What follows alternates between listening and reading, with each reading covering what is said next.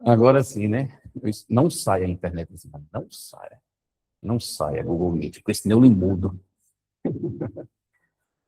A gente volta para o Zoom na hora, fazendo chantagem com o aplicativo. Não tem nada mais humano, né?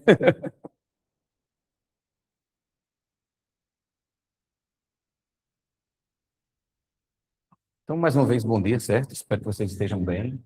Bem-vindo de volta, Mônica San. Mônica, ela fez uma viagem muito especial para o Japão, né?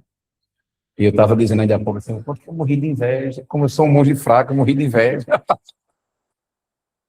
Eu não só morri de inveja, como eu fiquei triste com as comparações, assim, com o trato que as pessoas têm com as coisas, né?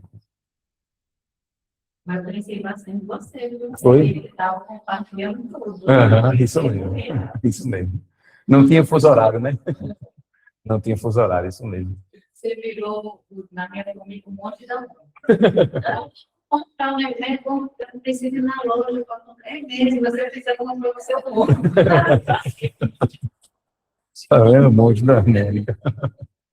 É interessante, né? Como essas relações, assim, elas ultrapassam o tempo e o espaço, né? Como as coisas são...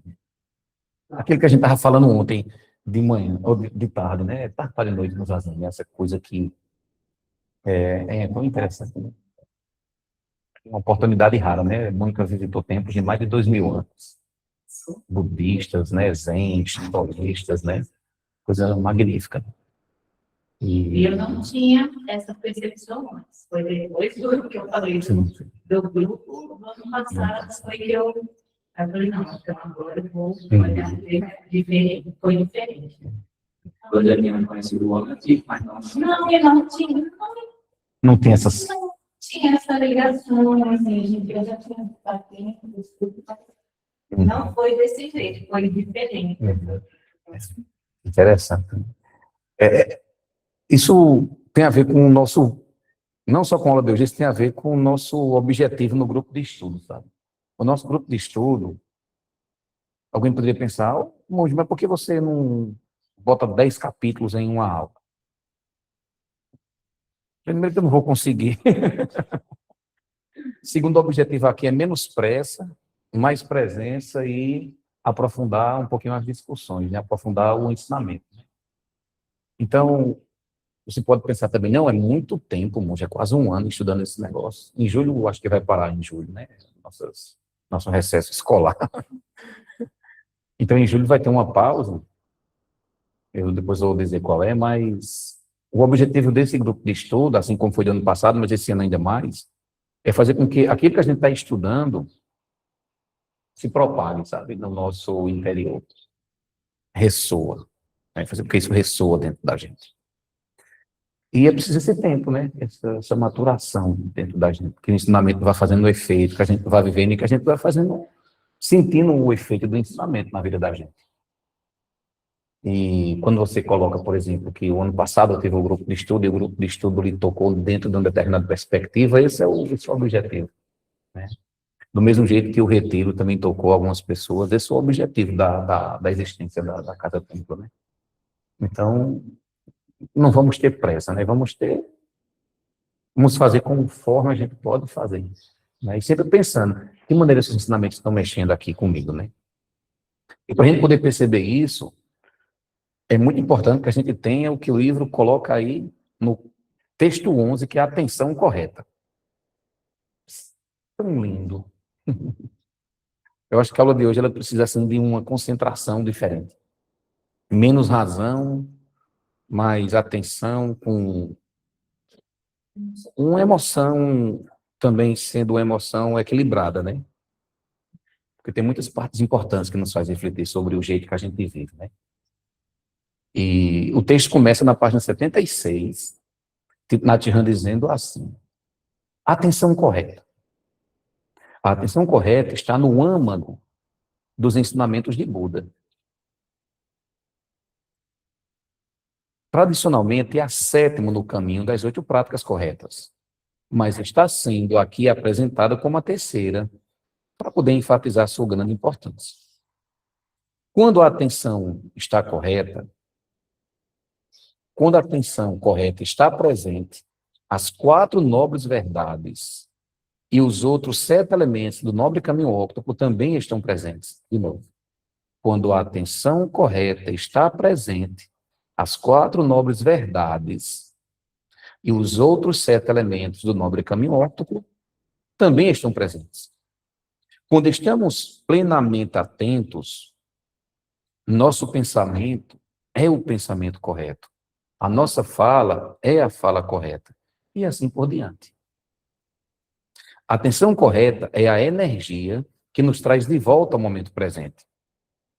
Cultivar nossa atenção plena significa cultivar o Buda interior. Ele coloca o Espírito Santo. Não é interessante? Né? É a primeira questão, né?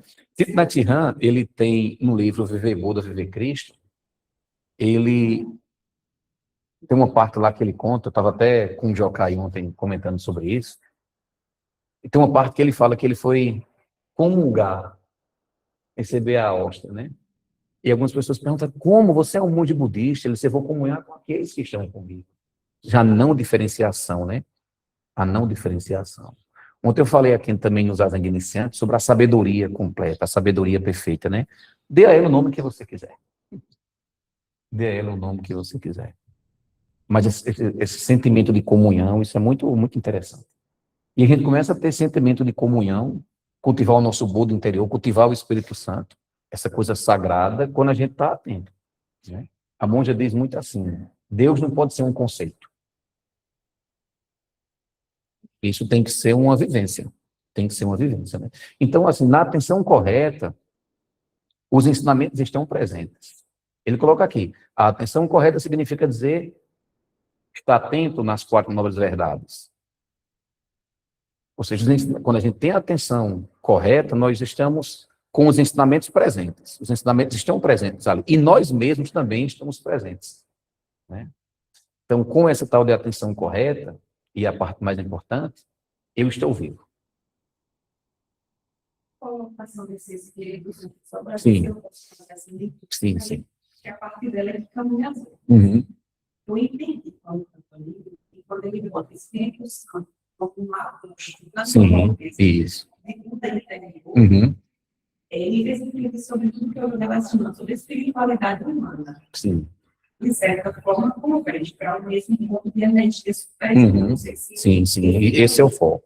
Deus, Allah, ser, Cristo. As espiritualidades, né? Isso. Isso. Independente do nome que se dê. Essa força transcendental. Essa força transcendental. E a gente tem que trazer um nome. Isso mesmo. Mas Isso. é isso. Exatamente. Essa sabedoria completa, né? Então, assim, com a atenção correta, eu estou vivo. Eu estou vivo no que está acontecendo. Eu me destruí todinho quando a internet caiu ainda agora. E eu tive que ali ajeitar. Aí, no momento que eu fui lá ajeitar, eu disse, não preciso renascer para a coisa. Renascer para a coisa. Então, assim, a atenção correta significa dizer que a gente vai estar realmente vivo às coisas que estão acontecendo. Eu sei o que está acontecendo fora de mim e dentro de mim. Esse é o intuito também da atenção correta. Pessoal de casa, tudo bem? Posso seguir? Então, uma coisa também que Thich Nhat Hanh disse nesse parágrafo, acho que tem, pode ser. Thich Nhat Hanh coloca aí também que a atenção correta é uma energia e não uma mera técnica. Isso é muito importante a gente perceber. A atenção correta não é apenas uma técnica, é uma vibração, é uma energia. Existe a vibração da atenção correta. Tem alguma coisa? Não, não é? Certo, perfeito.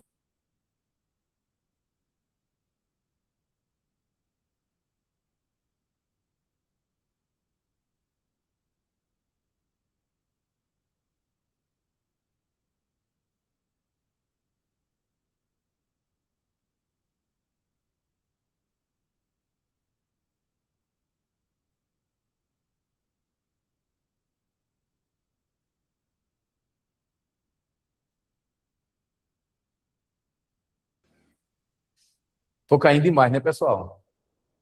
Muito. Pois não falando. Qualquer coisinha eu gravo essa aula depois e boto no grupo lá, né? Então, a atenção correta é isso. Eu sei o que está acontecendo fora de mim, eu sei o que está acontecendo dentro de mim. Eu estou realmente vivo, né? Então, a atenção correta é uma energia, é uma vibração, e não só uma técnica. Faça assim, meu filho, que você vai ter a atenção correta. Não. Tem a técnica, mas também tem essa vibração, né?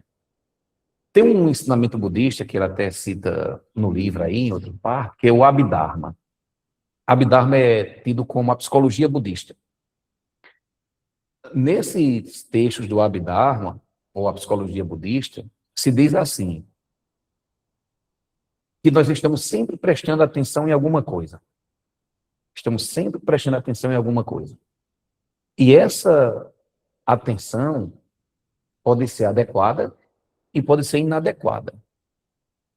O que é a atenção adequada? É quando o corpo e a mente estão juntos naquilo que está acontecendo.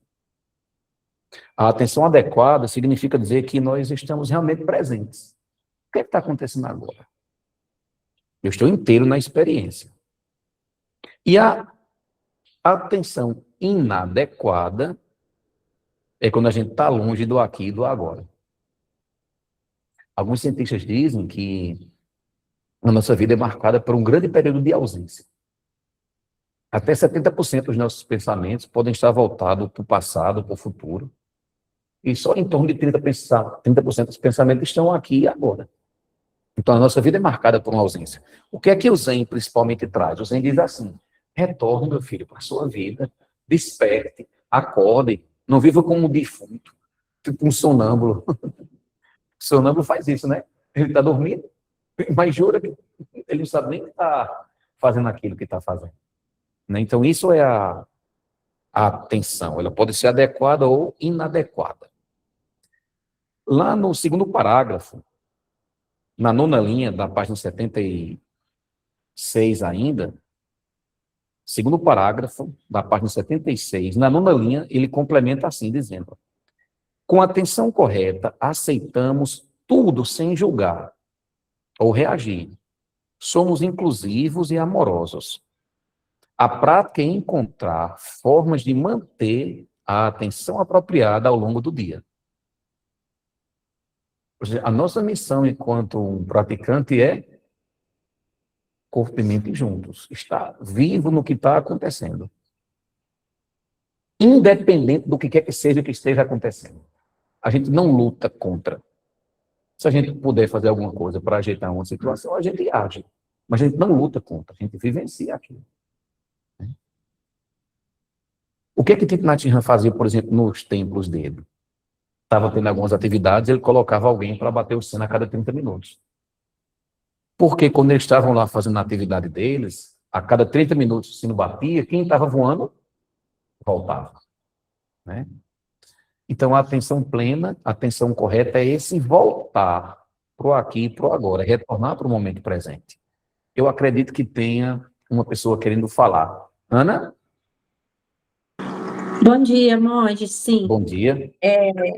eu marquei aqui, até botei assim, será que isto é bom? Porque tem essa parte, né? Com a atenção correta, aceitamos tudo sem julgar ou reagir. Somos inclusivos e amorosos. E eu botei aqui, mas será que isto é bom? Se eu sou testemunha de um ato de covardia, eu não devo reagir? Eu me perguntei isso. Perfeito, Ana. Perfeita colocação. Eu estava pensando justamente se essa colocação ia surgir ou não. Muito bem, muito bom. Tem outra pessoa que também estava se questionando a respeito disso, né? Quando ele fala em não lutar contra, a palavra não é conivência. Não é conivência, né? Por exemplo, se eu vejo que tem um processo de agressão, eu não vou ser conivente com aquilo, porque existem os preceitos. Sempre que a gente tiver numa dúvida, a gente precisa encaixar os preceitos nessa nossa compreensão, né? Então, ele não está se referindo, por exemplo, está todo mundo roubando, eu vou aceitar que estão roubando. As pessoas estão matando, eu vou aceitar que as pessoas matem umas às outras. Não. Não. Não é isso. Não é? Porque existe a compreensão correta. Se tem alguém fazendo alguma coisa errada, eu tenho que ativar a minha compreensão correta e a minha ação correta. Que tem uma aula também sobre isso, né? Ação correta, o meio de vida correto também. Foi muito boa essa sua colocação, certo? Então, sempre que a gente tiver com essa... sentir que está faltando alguma coisa, coloca os preceitos. Aí você vai ver que a coisa vai ser equilibrada. Aí é sobre responder, mas sobre reagir. A gente tem uma conotação de dar uma coisa automática. Eu reajo sem pensar, eu reajo, porque aquilo ali está codificado dentro de mim, uma forma programada para reagir de uma forma que eu estou habituado pela minha criação, pela minha experiência. Ou a atenção plena dá um espaço para que você possa responder às situações. Com compaixão, Curiosidade. com senso de justiça. Isso mesmo, Bob. E como é que começa essa atenção correta? Com a respiração consciente. A respiração consciente é uma cordinha que vai fazendo com que a gente volte. Com a respiração consciente, a gente consegue estabilizar a nossa mente. A gente consegue estabilizar a nossa emoção. Com a atenção correta, a gente começa a ver as coisas com mais lucidez, ao invés de cair na emoção que surge a qualquer momento, né? Então, a atenção correta para ter, a gente precisa da respiração consciente. O que a respiração consciente faz? Nos traz de volta para aqui e para agora. Estabiliza a mente, estabiliza as emoções e nos permite ver com lucidez. Por isso que a gente vai fazer em setembro um retiro de 2 dias sobre bem-estar, né? Porque esse bem-estar também faz parte dessa atenção correta. Thich Nhat Hanh, ele diz aí no livro que existem 7 milagres da atenção correta, da atenção plena. É lindo essa parte, né? 7 milagres da atenção plena. O primeiro milagre, a gente vai falar de um por um. O primeiro milagre, eu só vou citar agora. O primeiro milagre é viver o momento presente. O segundo milagre é tornar o outro presente. O terceiro é nutrir o objeto da nossa atenção. O quarto é aliviar o sofrimento dos outros. O quinto, ver em profundidade. Isso é bom, ver em profundidade. O sexto é a própria compreensão, né? A compreensão. E o sétimo é a transformação. Vamos lá. Primeiro milagre, viver no presente. Eu fiquei pensando, por que viver no presente é um milagre? É porque raramente a gente faz isso. Então, raramente nós estamos vivendo o momento presente, né? Nossa mente está muito habituada ao quê? A viver lá no passado, a lembrar as coisas do passado, muitas vezes. Lá no passado a gente tem culpa, arrependimento, melancolia, saudosismo. É verdade que também tem boas lembranças. Mas muitas vezes, quando a nossa mente está no passado, é melancolia que tem, é arrependimento, é alguma sensação, sentimento de culpa. Geralmente a nossa mente está nesses 2 extremos, ou passado ou no futuro. Quando a nossa mente está no futuro, o que é que vai acontecer? Aí surge a ansiedade. Será que essa internet vai cair de novo? Aí eu não vivencio isso aqui, porque eu estou preocupado com a coisa lá na frente, né? E a outra coisa, né? A expectativa. Tudo isso, quando é muito demasiado, isso é muito ruim, isso maltrata muita gente. E também o medo. Sim. Eu tenho uma vírgula assim para colocar nessa questão de que a atenção plena é você estar no momento presente. Porque eu sinto que isso pode ser um pouco limitante e talvez um pouco possa ser deturpado, assim, se levado ao extremo. Porque se a gente parar para pensar, o passado e o futuro, ele só existe como um pensamento dentro do presente. Então, esse passado e o futuro também está no presente. Então, eu penso que talvez a questão não seja e sempre o passado e o futuro estão também ser uma coisa negativa, Não. tem que ser eliminado. Não. Mas que talvez tornar-se consciente Isso. que você está no passado e no presente talvez seja esse o objetivo, né? Porque é natural, né? Para nós seres humanos, uma mente pensamento racional, que planeja, e se recorda são coisas maravilhosas. Importantíssimo isso mesmo. E eu digo isso porque até na própria meditação, atenção plena, eu mesmo já incorri na Bíblia e querer negar os pensamentos sobre o passado e o presente, sobre o passado e o futuro, sobre o presente, como sendo não atentos ou não atenção plena, mas acho que estar presente para essas experiências também é uma forma de presença. Porque a questão é estar atento ao que está acontecendo. Qual é o problema que o ensinamento traz? É quando a gente está perdido sem saber que está perdido, entendeu? Né? Mas é lógico que a gente precisa ter a consciência do passado, para a gente não repetir aquele monte de coisa que aconteceu. Né? É importante que a gente fosse assim, a gente que é professor, porque a pessoa não se programava, não planejava as aulas, não planejava viagens.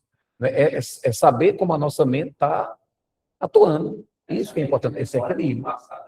Não é para ser jogado fora, não. Isso mesmo. Né? Então, o que a gente coloca é que a atenção plena, a atenção correta faz com que essa dualidade de culpa, de medo, ansiedade, melancolia, enfim, isso se quebre. Né? Veja, nossa, a internet vai cair. Nossa. Não, a internet não caiu, então não tem para que eu ficar tão apavorado. Quando a internet cair de novo, que possivelmente ela vai cair, aí eu me preocupo. Né? Então, assim, a força do estar presente é quebrar esse estar perdido na mente, né? Estar perdido em histórias do passado, coisas que aconteceram há 1 milhão de anos, que apenas nos maltratam, enfim. Né? Então, viver no presente possibilita isso. A gente está consciente do corpo, está consciente das nossas emoções. Quais são as emoções que estão surgindo agora? Quais são os pensamentos que estão surgindo agora? E a gente não fica perdido neles. Esse é o objetivo da atenção correta, da atenção plena correta. Saber o que está acontecendo no meu mundo interior, fora dele também. E não se perder, que é aí que mora o problema. A gente se perde nisso. E a gente abandona a vida da gente todinha por conta dessas coisas. Né? A gente se desvincula das pessoas que estão com a gente, porque a gente está perdido no pensamento, seja lá pelo passado ou lá pelo futuro. É nessa perspectiva que isso não pode acontecer. Né? E outra coisa, a gente diz muito que a gente está procurando a felicidade, o bem-estar, mas é impossível ver e vivenciar as coisas boas que nós temos se nós não estamos presentes. Como eu vou desfrutar o cheiro desse incenso? Como eu vou desfrutar o som de uma cigarra que estava passando aí agora? Como eu vou desfrutar da companhia de vocês que estão aqui, que estão aí em casa também? Eu preciso estar o quê? Eu preciso estar presente. Né? Então, isso, quando eu comecei a tomar consciência disso, isso foi tão doloroso para mim. Eu comecei a, principalmente no passado, naquele livro que a gente estudou, né? Na área de especial. Foi muito doloroso. No sentido de que eu desperdicei boas oportunidades que eu tive na minha vida por não estar realmente presente. Só uma dúvida, assim, quando eu leio o original em inglês, aí tem traduz mindfulness, né? Como uma atenção correta, né? Isso. Eu gosto da tradução tradicional, que é feita de uma estratégia de atenção plena. Eu gosto da ideia da plenitude, né? E você, porque não é uma atenção qualquer, ele fala no começo, né? Que uma tem essa ideia de atenção, ela sempre existe. Quando você está preocupado com expectativa, você também não qualquer atenção, né? Mas eu gosto dessa ideia de atenção plena, porque você está inteiramente naquilo ali. E eu tive um noite no Brasil, uma experiência grande com isso. Assim, eu pensei um pouquinho sobre como é essa experiência de estar pleno, estar com atenção plena na situação. E você está completamente rendido ao momento, e você não está tentando reportar a experiência para aquilo que você acha mais interessante, porque você não desvia que você não acha interessante. Você está aberto para tudo que existe. Que é o Chicantado. Isso é uma coisa muito poderosa. E o que eu tenho percebido é que, ao longo da minha vida, eu acho que eu sou único, eu tenho ainda o viés de achar que eu só encontrar a felicidade se eu conquistar aquilo que eu estou querendo, que eu planejava querer. E a gente tem a tendência de mudar nosso pensamento, aquilo que a gente está buscando, e aí a gente vai recortando e selecionando o que a gente acha importante. E o que eu me surpreendi, que eu tenho me surpreendido, cada momento aí, cada vez mais, é que largar um pouquinho isso, largar um pouco a nossa atenção dispersa e focada no que a gente deseja, no que a gente quer, e simplesmente deixar a plenitude, ser feita pela plenitude, isso é muito mais motivacional. Isso é muito mais libertador, é muito mais interessante para coisa que eu possa Pensar sobre. Desejar. Isso, para mim, foi uma coisa muito incrível. Assim, eu acho que a maioria das pessoas vivem a vida pensando que, tipo, não, preciso de alguma coisa específica. Mas só quando você se deixa ser surpreendido e a verdadeira realização, ela chega. Né? Já está presente. De vez em quando você vive, é uma coisa que vem e vai, mas... A gente é tocado por isso, né? É tocado por isso. Isso é o caminho da iluminação, entendeu? Isso é o caminho da iluminação. São momentos de iluminação que a gente vai tendo. A gente vai praticando, vai estudando e vai compreendendo. E essa iluminação, ela vai se apresentando para a gente, né? Não é uma coisa metafísica que vem, não. A gente vai percebendo, aquilo que eu falei ontem, a gente vai percebendo, nossa, estava aqui disponível, eu não via. Né? Então, assim, o caminho do Zen, a prática do Zen é justamente essa. No amor, acorde do seu sono. Você está acordado, mas você continua dormindo. Volte. A gente diz muito assim, que o presente, o momento presente é como uma porta. Raramente a gente abre e entra. O momento presente é como uma porta. Raramente a gente abre e a gente entra nela, né? Porque, como você mesmo disse, Bob, tem muitas coisas boas já disponíveis na nossa vida. Só que a gente não vê. A gente não vê o que é bom também, né? Porque o que é muito interessante dessa abertura é você apreciar o som do espaço e também apreciar o som da moto. Você concentrar. Eu lembro da Charles Chocoberto quando ela fala que a alegria, né? Da atenção plena do trabalho como uma alegria. Mas essa alegria seletiva, tipo, eu vou na alegração com o som do passado, botando música agradável, mas se você está aberto para isso, exatamente. Esse é o objetivo da prática. Você não luta, né? Você não precisa lutar, não. Lá na cidade da minha avó, em Cidade Cordeiro, um camarada acabou de almoçar, foi se deitar e um passarinho começou a cantar, ele foi, pegou um revólver e matou o passarinho. Você acredita nisso? Minha avó contava isso quando eu era pequeno, minha mãe conta isso também, né? Lá no o grilo. Não, as cigarras, Para ele lá, todo mundo incomodado cantar das cigarras.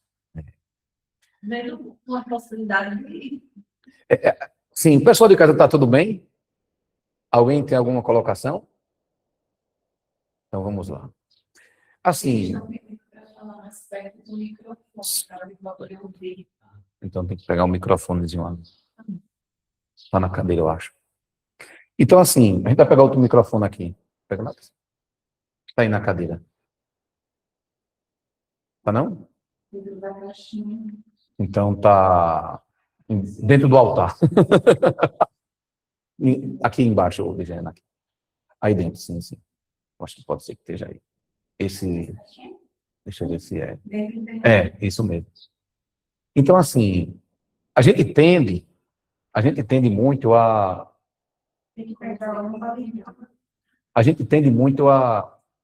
Obrigado, viu? Tu pode fechar lá, por favor? A gente tende a pensar que milagre é andar sobre as águas. Sim. Mas o milagre mesmo é você andar sobre a terra com atenção plena. Isso que é o mais... Segura aí. gente passa, certo? Então, esse é o verdadeiro milagre, né? Não é andar sobre as águas, não é materializar alguma coisa. É você ter consciência, né? Estar presente. Andar sobre a terra com consciência, né?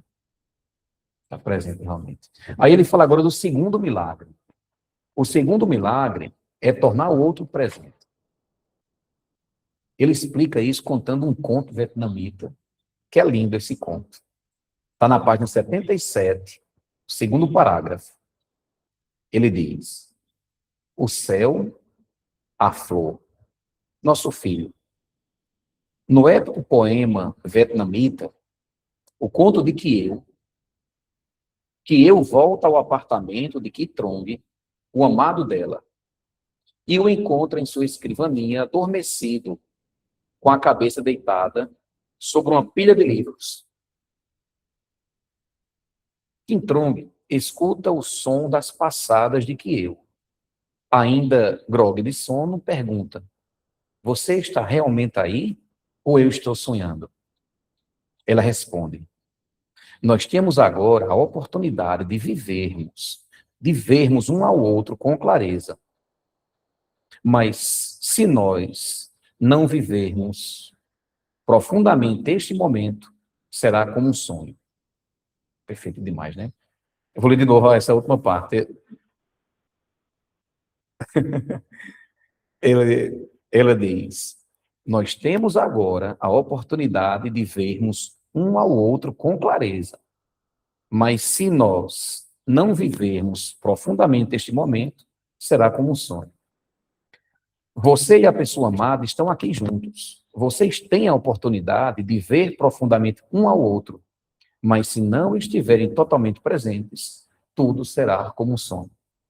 Que a nossa vida é esse sonho. A nossa vida infelizmente, é esse sonho. Então, o segundo milagre é esse: você oferece a sua presença ao outro, né? Você oferece sua presença ao outro, mas é a presença verdadeira. Hoje, antes de começar a aula, eu coloquei no grupo, não sei se todo mundo viu, é a propaganda da Vivo. A propaganda da Vivo começa com uma atriz. Pode falar que eu estou ouvindo. Pode falar que eu estou ouvindo. Pode falar que eu estou ouvindo. Não é? Aí ela questiona isso, de não estarmos presentes. Né? Então, isso é um milagre, você oferecer a sua presença para outra pessoa. A sua presença verdadeira não é o seu corpo, não. Quem oferece o corpo é o defunto. O defunto é que oferece o corpo, coisa que ele tem para oferecer. Né? Então, está presente ali, né? Na presença verdadeira, você oferece seu olhar verdadeiro para a pessoa. Você conversa com ela olhando nos olhos. E tem base no neurocientífica, né? Essa ideia de que não é realmente uma atenção. Não. Você está no celular, você está falando com a pessoa. Uhum. Porque a psicologia mostra, né, que quando você divide a atenção assim, você não está prestando atenção em duas coisas ao mesmo tempo. Você está fragmentando sua atenção. Você está alternando rapidamente e sucessivamente sua atenção e tem um custo para isso. Você perde atenção nesse processo. Você pode estar ouvindo as palavras, mas você não está ouvindo o tom da mesma forma, você não está presente profundamente, né? Naquilo ali, quando você podia estar. Nessa atenção verdade, nesse oferecer a presença, você escuta o outro profundamente. Né? Você oferece seu ouvido ao outro. Né? Você oferece seu ouvido. É melhor deixar isso aí, porque não vou ficar pensando, não. Acho que é melhor passar e ficar no meio. Então, assim, você oferece a sua escuta verdadeira para outra pessoa. É o que a psicologia faz, né? O que a análise faz. Você escuta o outro verdadeiramente, né? Você escuta o outro. Nossa, eu já fui para terapia, saí de lá tão bem. Então, o que aconteceu? Eu falei. Né? O outro, ela me ouviu, né? Você foi escutando, você foi ali também montando determinadas coisas na sua... Coisas que você não via porque estava muito abafado, você falou. E aí começa a ter um processo de compreensão também, né? Isso é muito interessante. Você precisa oferecer a sua presença verdadeira a outra pessoa.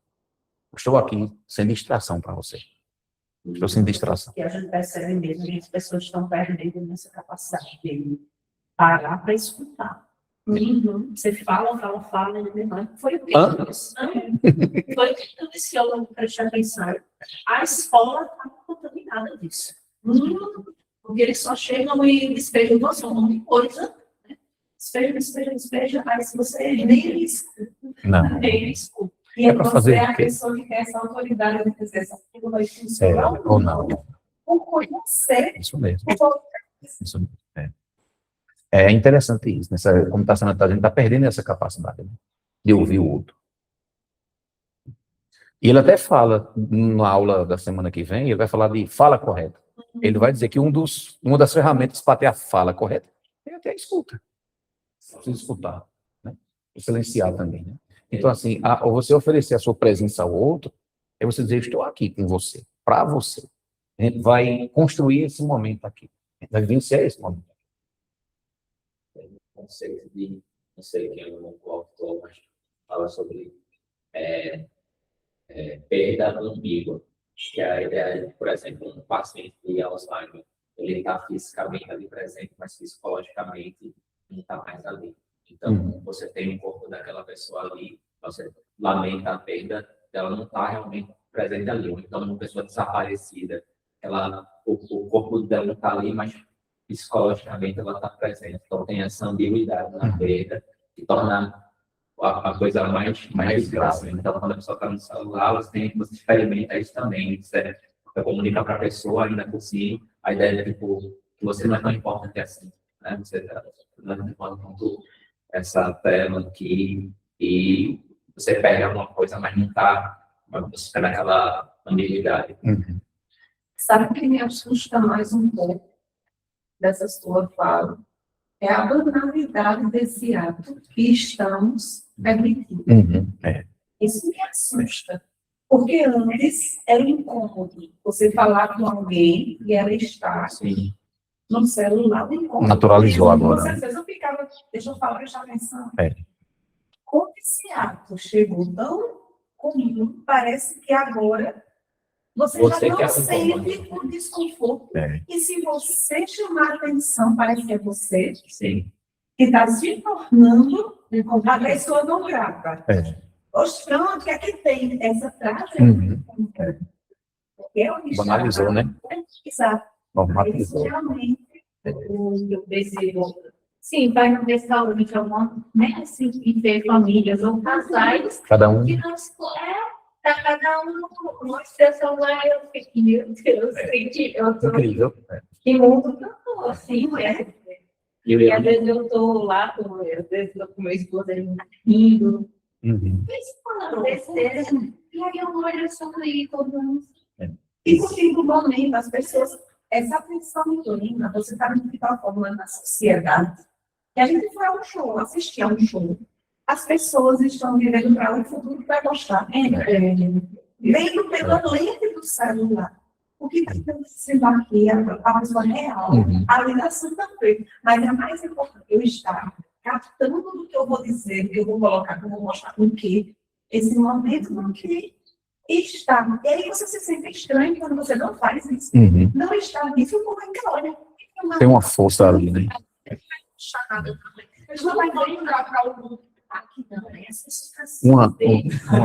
Uma coisa.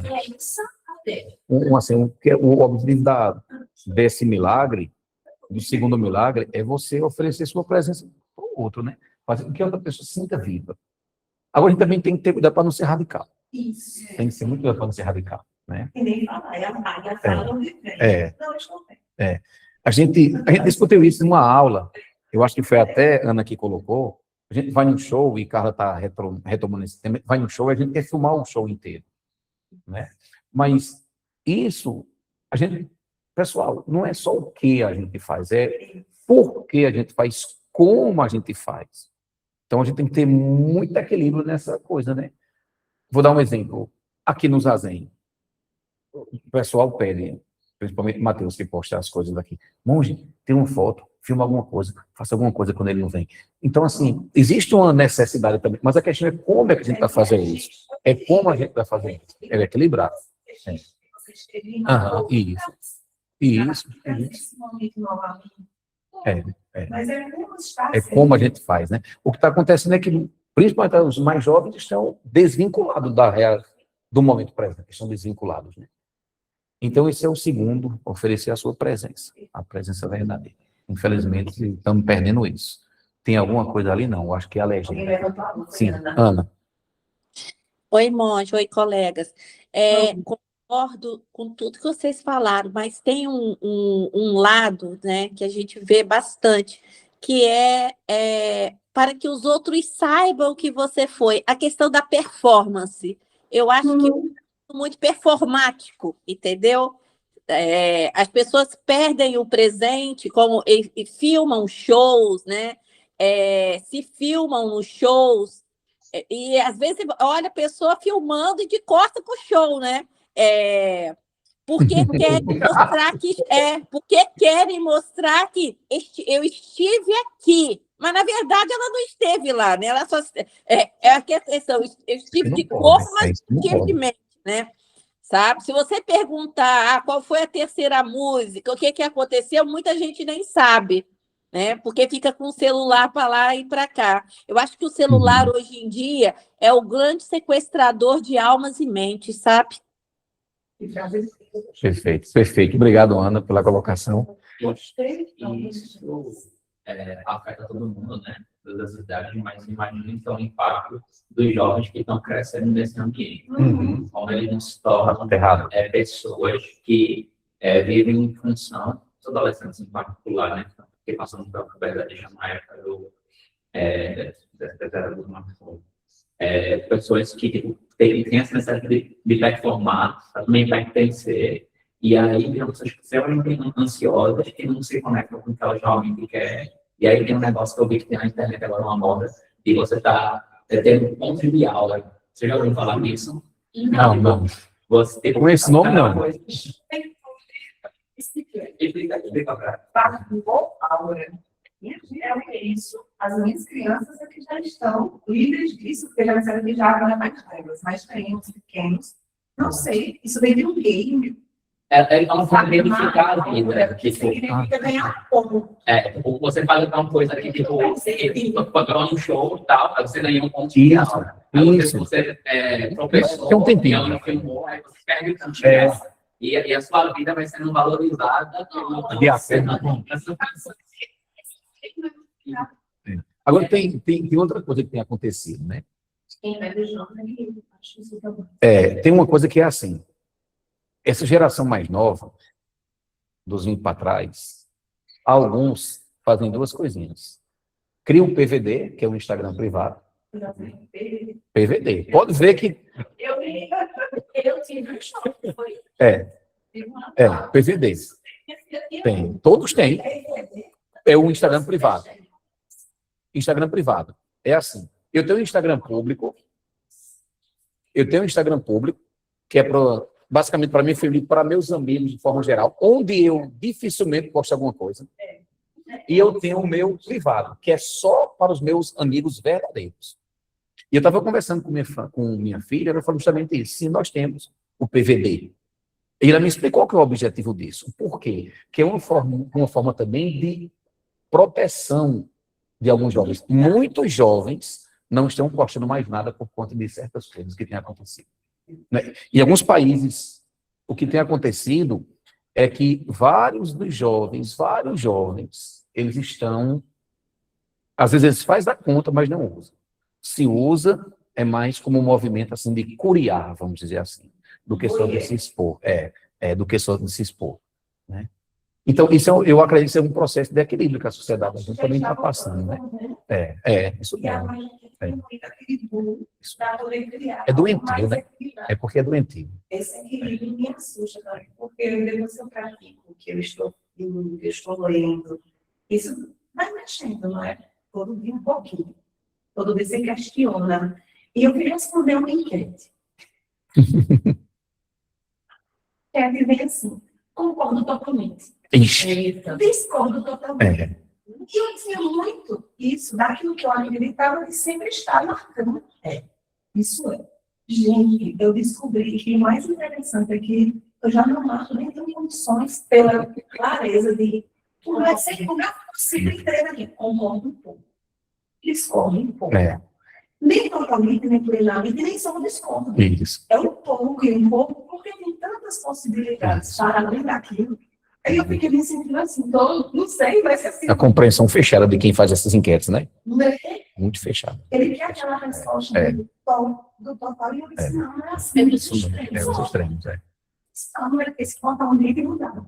Mas é engraçado. Não tinha essa visão, não conseguia ver isso. Pessoal de casa, tudo bem? Aí acho que esses estranhos que os jovens têm já estão Já está começando a caminho do meio. Caminho do meio, caminho do meio. O terceiro milagre é nutrir o objeto da nossa atenção.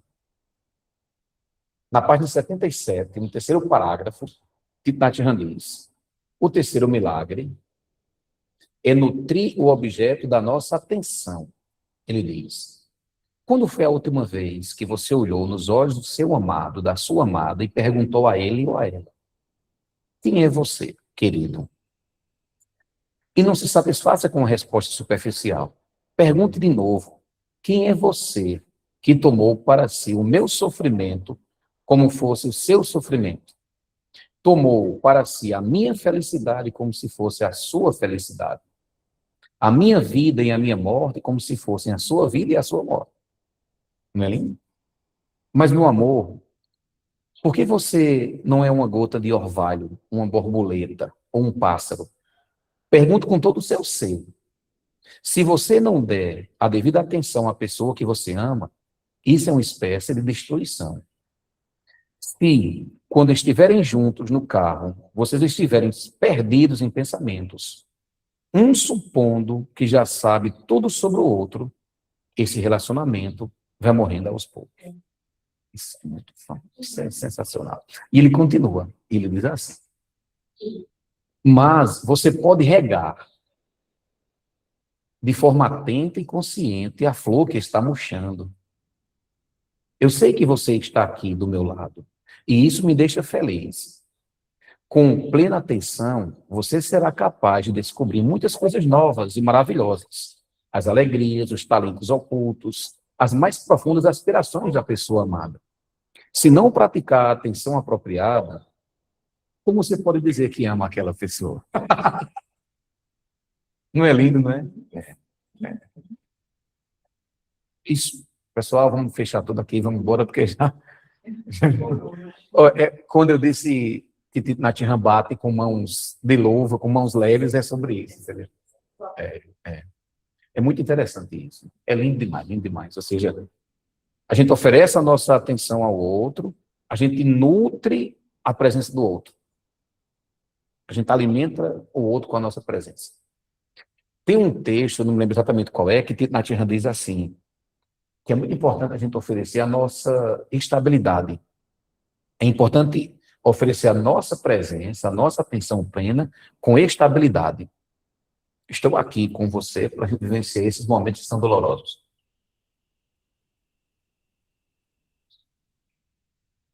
Enfim, atenção, cuidado. O quarto milagre é aliviar o sofrimento dos outros. Ele diz: eu sei que você está sofrendo, por isso eu estou aqui ao seu dispor. Você pode dizer isso com palavras ou simplesmente na maneira de olhar para a pessoa. Se você não estiver realmente presente, ou se estiver pensando sobre outras coisas, o milagre de aliviar o sofrimento não poderá acontecer. Olha que lindo agora.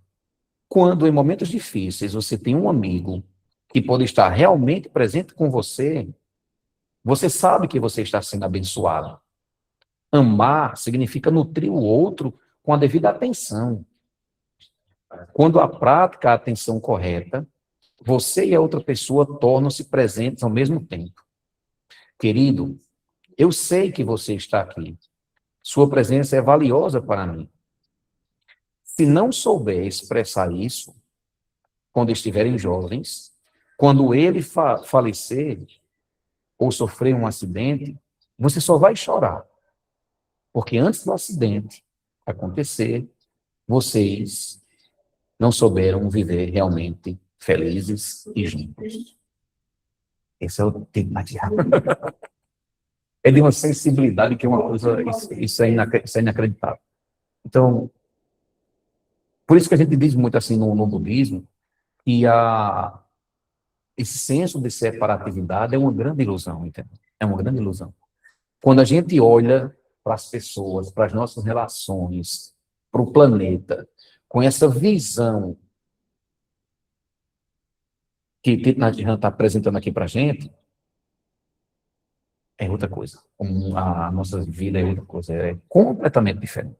Completamente diferente. Mestre, eu adoro essa ideia do amor como uma forma de atenção. Uhum. Eu acho essa frase aqui, amar significa nutrir o outro com atenção apropriada, certo? Perfeito. Que a gente tem que pensar o amor, muitas vezes, como a gente faz carência, Uhum. uma coisa que alguém vai me dar, uma coisa que eu exijo do outro, que eu sinto falta, mas eu acho muito mais bonito, muito mais verdadeiro, muito mais genuíno, essa ideia de um amor como você oferece. Que você quer, e o que você oferece é uma coisa não necessariamente material, né? Mas essa atenção, essa qualidade amorosa de estar plenamente presente para o outro. E eu quero acrescentar somente que isso é muito difícil. Muito. Isso não é uma coisa que eu tive que aprender no meu relacionamento adolescente. É. Porque qual é a minha tendência natural? É eu ver a minha pessoa amada sofrendo e querer aliviar o sofrimento dela, mas querer aliviar o sofrimento dela resolvendo o problema. Que é o que está escrito aqui, que eu escrevi. Quando muitas vezes isso não é o que a pessoa está precisando. Que seja diferente, que seja diferente. E isso foi muito difícil para entrar na minha cabeça. Como é que eu ficar aqui parado, fazendo Vendo isso, né? para ajudar em alguma coisa? Eu tive que meditar para entender como isso é poderoso. A simples presença é poderoso. E aí, como eu tenho uma mente muito orientada cientificamente, né? Aí, tipo, existe uma base na neurofisiologia para isso, né? A ocitocina, por exemplo, que é um hormônio que conduz a formação de vínculos, também atua enquanto para você imunidade, portanto, a sua saúde, não só mental, mas a sua saúde de forma geral, né? E, então, você está presente, está acompanhando uma pessoa no momento de sofrimento, mesmo que você não resolva ali o problema dela, não se apresse em dar uma solução ou dar um conselho que não foi solicitado. Isso pode ser extremamente curativo, né? Mas é muito difícil você ter essa humildade de paciência, de você, não, eu vou ficar com essa dor. E muitas vezes a nossa pressa de querer resolver nem sempre até uma coisa, a gente pensa que é uma questão muito pragmática, mas às vezes também ela não tem a nossa própria inabilidade de estar presente com a dor do outro, né? De estar sentindo a dor do outro, que a gente, por não suportar isso, a gente quer resolver e quer acabar logo isso, né? Eu tinha colocado aqui justamente isso, sabe assim, aliviar o sofrimento do outro não é resolver o problema do outro, não é resolver tudo por ele, tudo por ela. Ou não permitir que ela sofra, porque às vezes é importante que a pessoa também tenha esse sofrimento para ter uma certa compreensão, né? A gente diz assim, aliviar o sofrimento do outro significa também reconhecer que cada pessoa também tem suas questões. E que é importante que ela veja que ela tem essas questões, né? Eu me lembro que quando minha menina ia fazer o Enem, 2 anos, né? Mais ou menos nesse período assim, maio, junho, eu estava muito ansiosa, muito mesmo. E aí eu conversei com ela, eu disse, que bom que isso está acontecendo.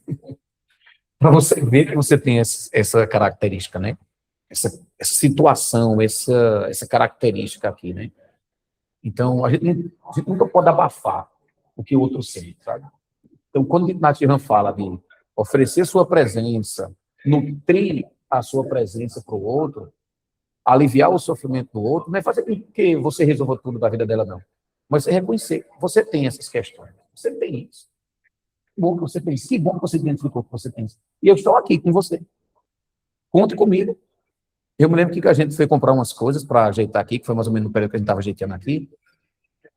A gente foi comprar umas coisas na rua e estava uma mistura aqui de poeira com água, que estava chovendo. Aí no vidro do carro que eu estacionei aqui na frente, eu fiz um bocado de desenho explicando coisas a ela. Ela foi diminuindo o choro. Porque começou a ver. Então, assim, a presença do outro na vida da gente é muito curativa também, sabe? É uma coisa. Isso. Isso mesmo, você não está só. Porque você está sentindo a sua dor lá, o seu processo. Se você sente que apoio, tem que contar. É outra coisa. Ensina, né? Você se fortalece.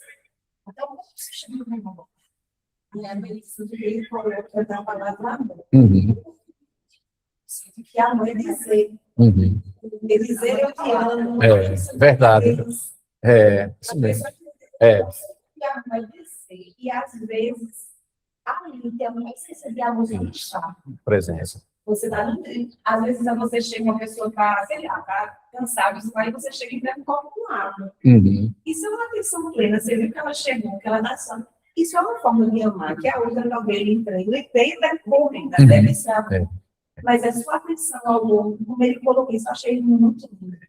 Porque a forma de amar, com esse. Uma coisa. Amor é Dia a dia. Dia a dia. o dia a dia. E é deixar claro isso, que você ama do seu jeito, as pessoas amam de suas formas, e às vezes não amam. E você acha que ela não ama, porque nunca disse. Ah, mas fulano nunca me disse. Nunca ouvi falar que pessoa séria, pessoa fria. Uhum. Agora, aquela pessoa que você está dizendo, vendo desta forma, muitas vezes, é quem está perto, é quem para, é quem pergunta como é que foi o dia. Isso mesmo. Total diferença. Total. Diferentes de dizer. E sem julgar, né? Você acolhe sem julgar, né? Você está com o outro na dor dele, né? Na dor dele. Isso mesmo. Eu me lembro que quando eu tive o tal do Covid, estava em casa só eu e minha filha. Eu estava dando aula na sala, ela estava assistindo aula no quarto dela. E eu comecei a me sentir não muito bem. Aí eu só tinha 3 ou 4 aulas no dia. Aí eu disse à minha coordenadora, olha, eu estou sentindo um friozinho, eu vou dar só essa aula e eu não sei como vai ser depois. Não sabia que estava com Covid, né? E aí começou a febre. Um frio, uma febre. E aí eu disse, Ananda, vem cá, por favor, pega ali um cobertor quente e joga aqui para mim. Você nem vim aqui, eu já... Foi terrível.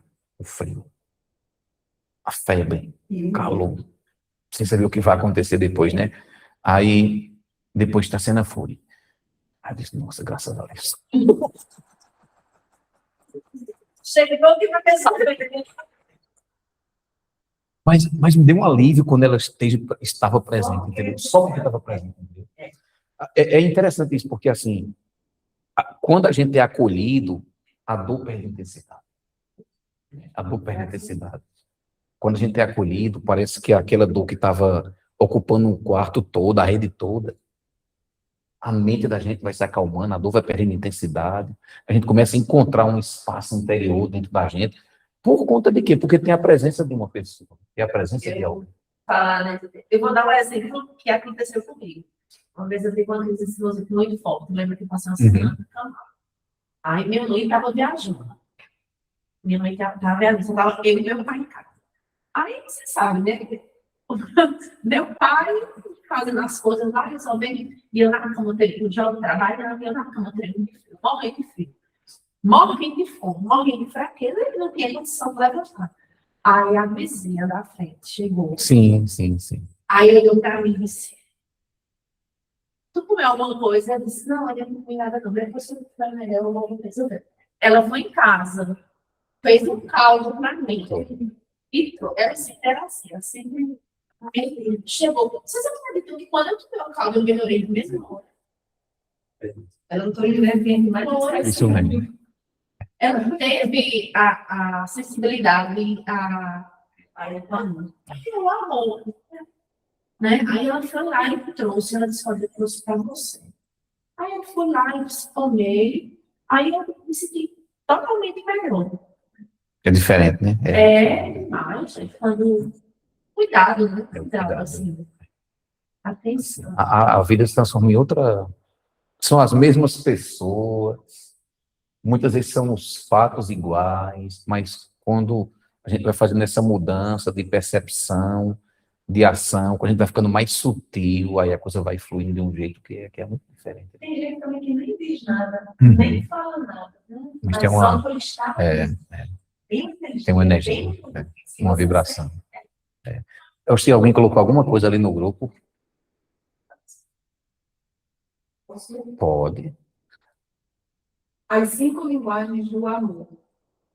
do protestante Gary Chapman mostra bem que temos muitas formas de demonstrar amor, mas as pessoas vivem num amor romântico e acham que amar é dizer a cada hora, eu te amo. Meu marido demonstra amor por mim no café da manhã. Ele quer preparar e faz do jeito que eu gosto. Olha, perfeito. Tá vendo? Foi Ana? Foi Ana, não foi? Foi Ana. Obrigado, Ana. Perfeito, né? É isso. Mas, Seria ótimo. como é o nome do livro? As 5 linguagens As do 5 amor, linguagens do porque amor. as pessoas representam o amor de 5 maneiras. Uhum. E uma pesquisa que ele fez, Sim. aí a data de é o tema comigo, que Uhum. tem pessoas que é com palavras, Sim. precisam da palavra para se sentir amado. Perfeito. Outros é com presente. Não é presente que é Uhum. o jeito é dar Uhum. presentes. Outra é com atitudes, gestos. Aí a outra forma de amar são 5. É a presença, é o presente, é a palavra, Que didático.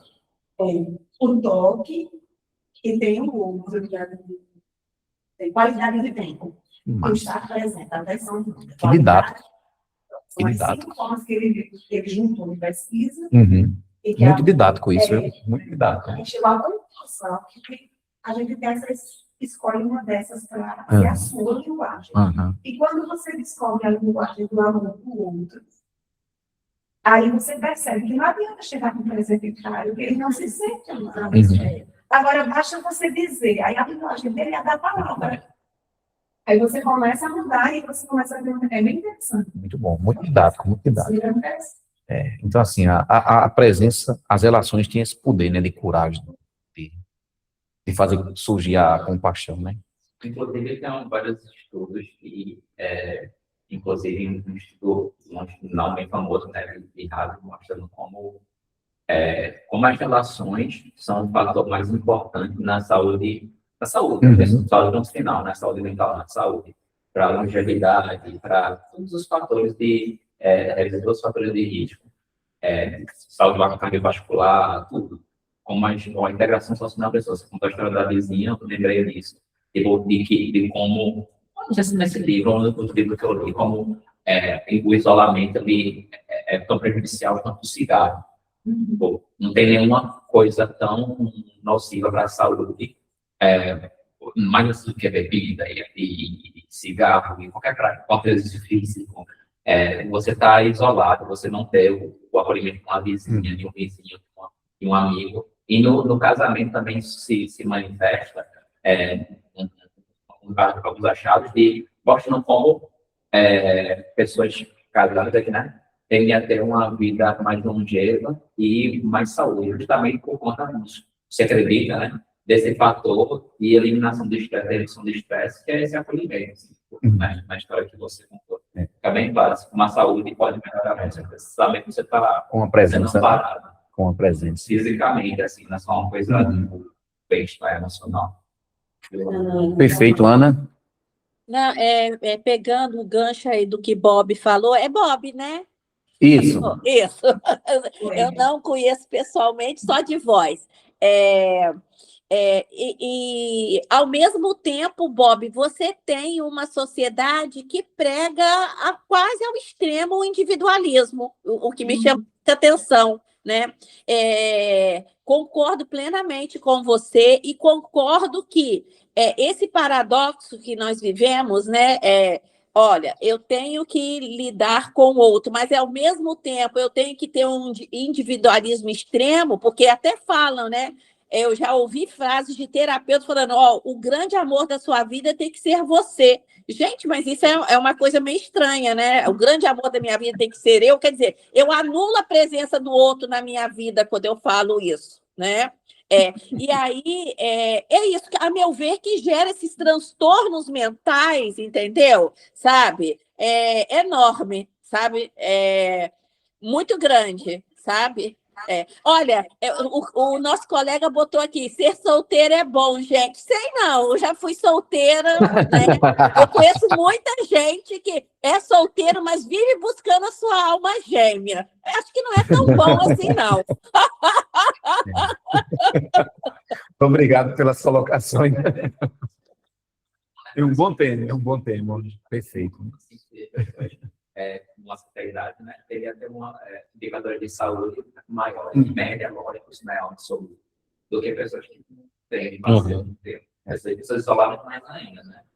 Mas aí ela falou assim, que o indivíduo é muito interessante, que a gente presta atenção, realmente. Eu volto para a imagem que manipula as pessoas no restaurante, no celular. Porque cada pessoa ali no celular, ela está fazendo uma curadoria de experiências que caibam dentro dos gostos dela.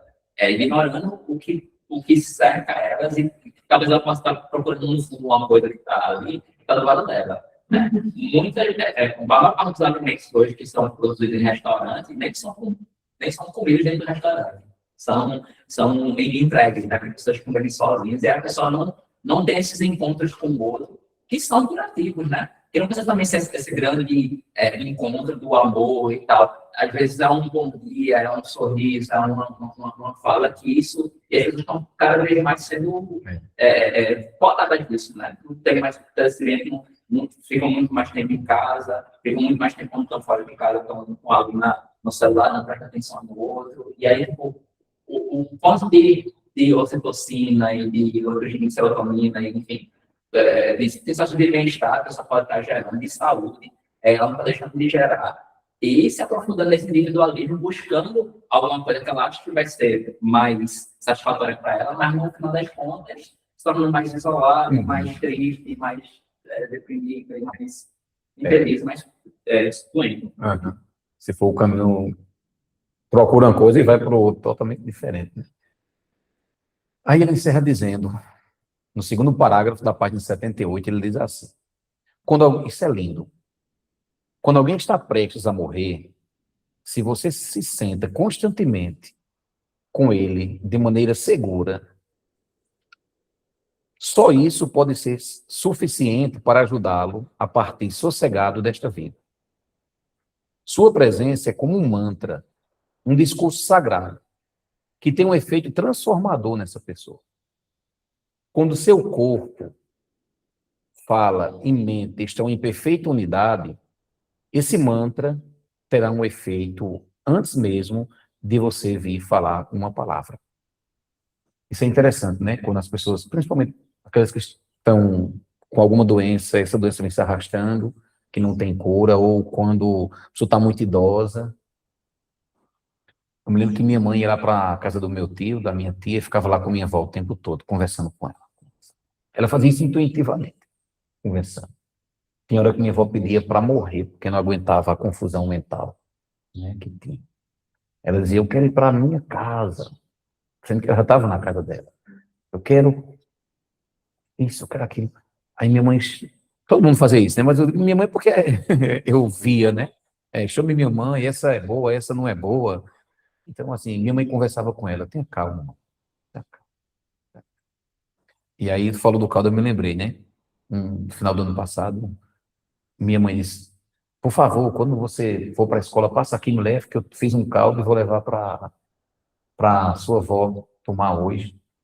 E aí ela fez o caldo, eu passei, peguei. Quando foi por volta das 9 e pouco, chegou a notícia que ela tinha morrido. Tomou o caldo e passou aquele processo ali de partida, né? Isso é desse jeito. Né? Vamos para a página, o quinto milagre. O quinto milagre é ver em profundidade.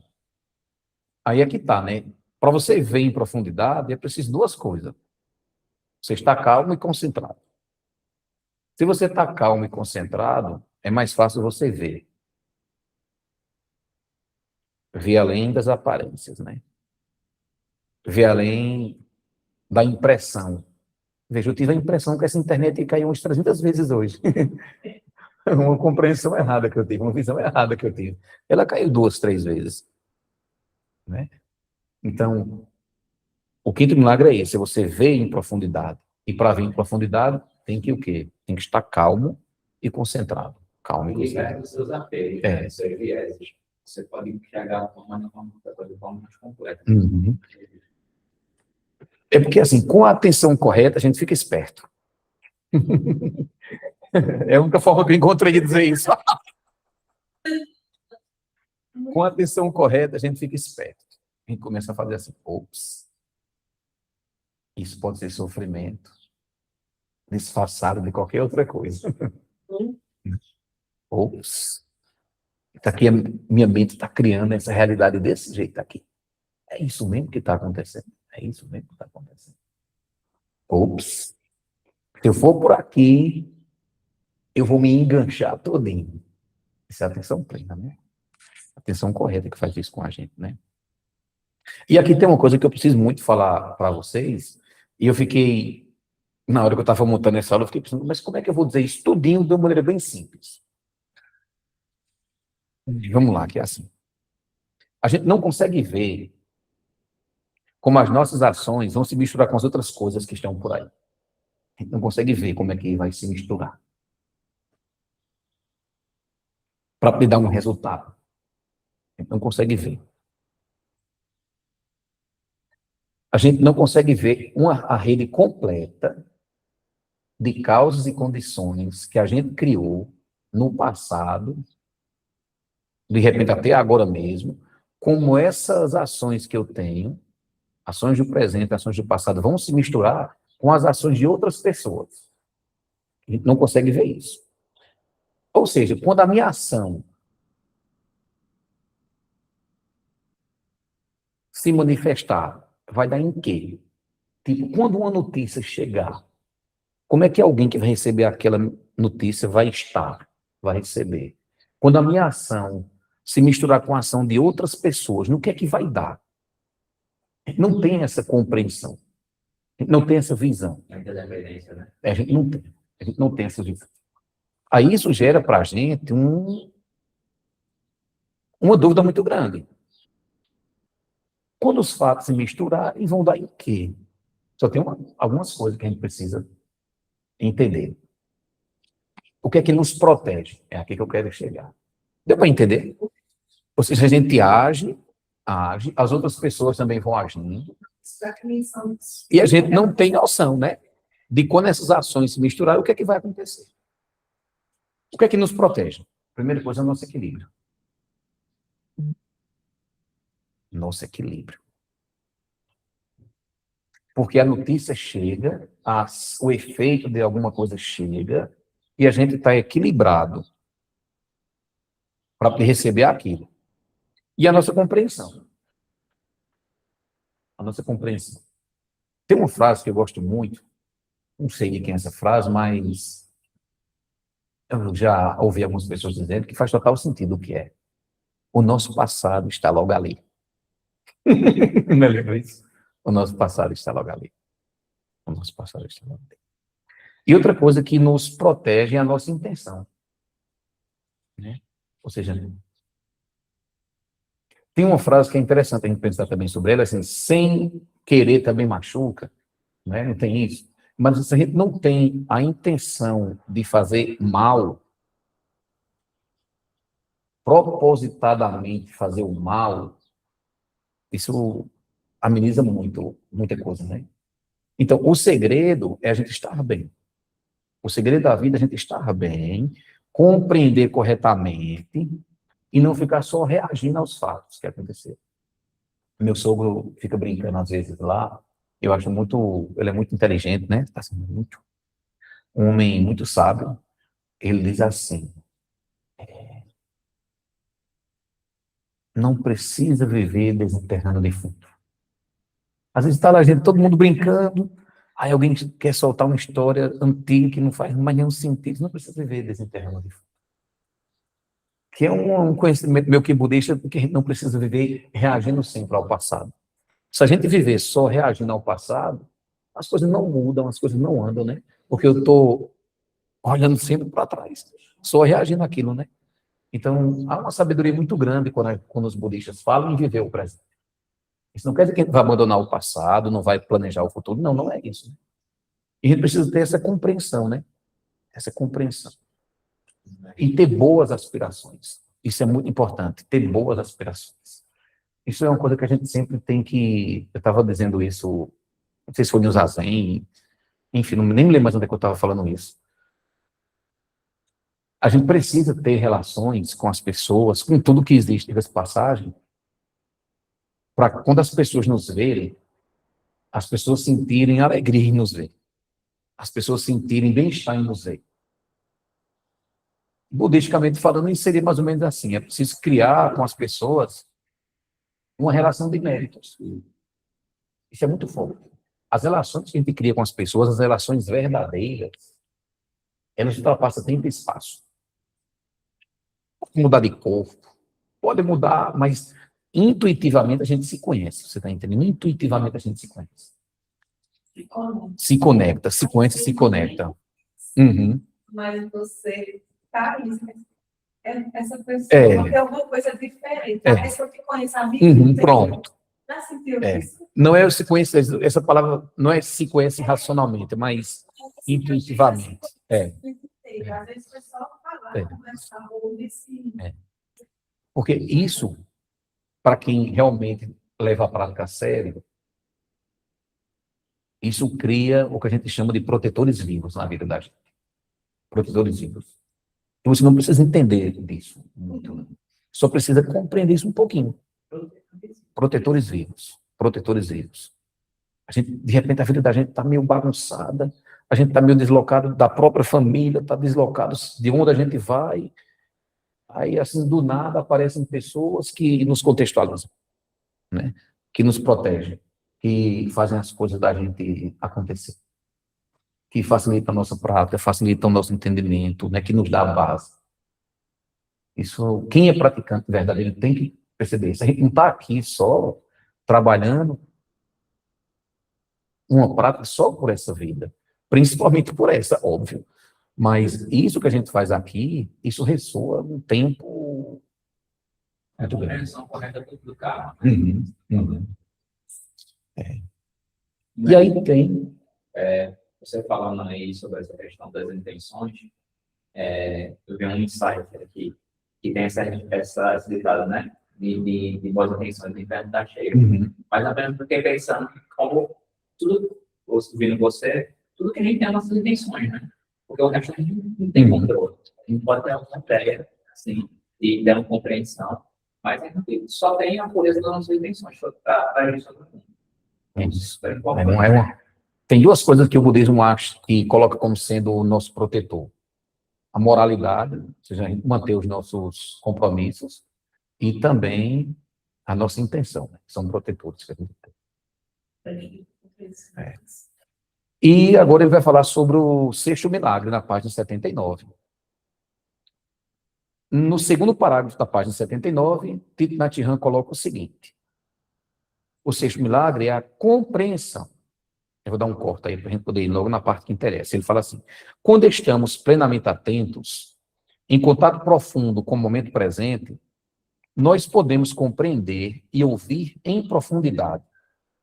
E os frutos serão sempre compreensão, aceitação, o amor e o desejo de aliviar o sofrimento e trazer a alegria. Compreensão é a própria base do amor. Quando você compreende alguém, você não consegue deixar de amá-lo, de amá-la. Isso o Buda coloca assim, lá no outro livro de Nhat Hanh, que é Seguindo as Pegadas do Buda, ele coloca isso de uma maneira fantástica, sobre o amor. E é isso mesmo. Se a gente não compreende uma pessoa, a gente não ama. É incrível. Você chega perto de alguém, alguém parece ser confuso, alguém parece ser chato, alguém parece ser arrogante, alguém parece... Tudo que não presta. Aí você se aproxima um pouco mais, aí você vai compreendendo, aí você começa a gostar. Então, amor é compreensão. Amor é compreensão. Você falou que você não ama alguém, você não compreende, mas aquele disse para além, dizendo que os frutos do amor sempre são, os frutos da compreensão sempre são a aceitação, o amor, o desejo de aliviar o sofrimento. Isso, aliviar o sofrimento. Isso é uma afirmação muito radical. E revolucionariamente. Sim, e difícil de ser colocado em prática, e com certeza atrairia o ceticismo de muita gente. Essa ideia aqui. São ideias muito perigosas, né? Um cristão, Uhum. mas sem pensando em Cristo. Quando ele vem como Papa, ele usa Sim. porque a palavra dele é o primeiro mandamento, e ele vem pregar é amar. Isso, Primeiro, mundo a si mesmo, ele fala, se ame para amar. amar. Ame como se estivesse se amando. Então, é como se fosse uma coisa que Com certeza. Agora, a interpretação da maioria dos cristãos do que Cristo falou, agora quando você colocar em prática, às vezes eles tornam, né, essa ideia. Isso me deixa muito triste nesse aspecto. Porque se eu penso na compreensão do outro cristão que pensa como eu, que trata também de cristianidade, aí eu consigo colocar, mas aí eu vou para o outro, para pessoas que são tidas como todo mundo, pessoas que são tidas como do mal, assim, tipo. Esse é o nosso amor. Né? É difícil. É isso que é difícil. O passo anterior fala sobre o vipassana, né? Sobre o insight, sobre o ver profundamente, e essa parte da compreensão que seja milagre complementa essa ideia. E eu tenho um documentário muito massa, assim, não sei se você já viu, um curta-metragem, chamado Vipassana, O Caminho da Libertação, que é sobre empresariais, numa empresa de Belo Horizonte, de Minas Gerais, e ela vai dar uma parte da passa para ele, passa um retiro por 10 dias, por um tempo, alguns dias, de silêncio absoluto, e aí eles relatam assim, como é que é essa experiência. O que eles relatam é bem assim, tocante, assim, tipo, da compreensão que eles atingem, do amor então, tipo assim, e tem estudos também que mostram como a reincidência quando a meditação é levada às presentes, ela aumenta, né? Ou diminui a reincidência. Então, tipo, se as pessoas se criminosos empedernidos, então ali não ficam pena, eles podem ser tocados por isso, né? E dirá de nós, mas tem um ceticismo da parte da maioria das pessoas de que existem essas pessoas que são imunes a qualquer compreensão, tipo, não estão no círculo da nossa compreensão, não fazem parte, e o budismo desafia isso radicalmente, né? Por isso que o Buda fala, né?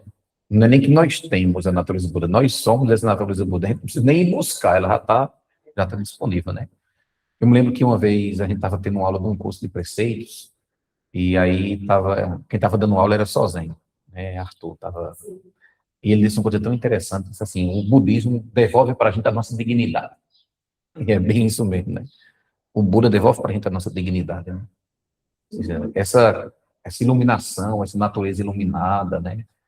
Essas sementes das qualidades, não é o Buda que tem apenas, não é Jesus que tem apenas, né? Todos nós temos, né? É o contrário, né? Que somos todos pecadores. Totalmente. A questão é que, pecador original. a questão é que as religiões, muitas vezes, eles nos manipulam. E a coisa mais que eu gosto do meu zazenzinho aqui é que a porta está aberta para entrar e sair na hora que ele quiser, entendeu? Muitas vezes nos manipulam. Mas é incrível, infelizmente. Uhum. Sempre. A gente crescendo, é interessante. E já era sempre. Por isso que o Buda dele diz assim, nessa questão, você precisa, o Buda falava, quando eu falar alguma coisa, você não precisa aceitar, precisa ouvir e refletir. Se você achar que aquilo faz sentido, joia. Se não, deixa de lado. Porque quando a gente recebe o ensinamento vai vindo dentro da nossa base de compreensão, nossa vivência, nosso karma, e a gente pega aquele ensinamento e meio que transforma aquilo. E faz um processo de seleção, muitas vezes, sem entender o que está fazendo. Né? Então, é importante que a gente, ao receber o ensinamento, a gente pare e pense, não, peraí, o que eu realmente entendo sobre isso? Como é que isso está mexendo comigo? Tem que ter esse discernimento. Não deve receber tudo. Não. Você é um ser racional, precisa refletir. Você tem um determinado grau de entendimento que não é igual de outra pessoa, né? E essa mudança vai acontecendo aos poucos. Lá na página 79, o pessoal de casa tem alguma colocação?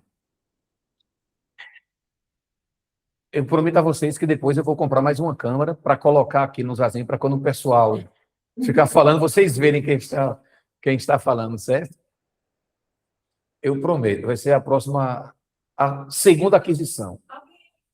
Aí faz, né? Fica, Então, vamos lá. Aí, na página 79, no terceiro parágrafo, ele diz assim: o sétimo milagre é a transformação.